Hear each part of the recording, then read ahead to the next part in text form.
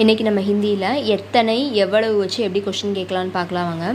இப்பொழுது எத்தனை மணி, இப்போ எத்தனை மணி அப்படின்னு கேட்கணுன்னா அப் கித்னே பஜே ஹே, அப் அப்படின்னு சொல்லக்கூடாது, அப் கித்னே அப்படின்னா இப்பொழுது, கித்னே அப்படின்னா எத்தனை, மணி அப்படின்னா பஜே, அப் கித்னே பஜே ஹே அப்படின்னா எத்தனை மணி. இப்போ மணி என்ன அப்படின்னு கேட்கணுன்னா சமை கியா ஹே, சமை அப்படின்னாலும் மணின்னு தான் அர்த்தம், கியா அப்படின்னா என்ன, அப்போ சமை கியா ஹே அப்படின்னா மணி என்ன. இப்போது ஸ்கூல் எத்தனை மணிக்குன்னு நம்ம கேட்கணும் அப்படின்னா பாட்சாலா கித்னே பஜே ஹே, பாட்சாலா அப்படின்னா ஸ்கூலுன்னு அர்த்தம், எத்தனை மணி. வித்யாலயா கித்னே பஜே ஹேனாலும் ஸ்கூல் எத்தனை மணின்னு தான் அர்த்தம், பாட்சாலா வித்யாலயா ரெண்டுமே ஸ்கூலுன்னு தான் அர்த்தம்.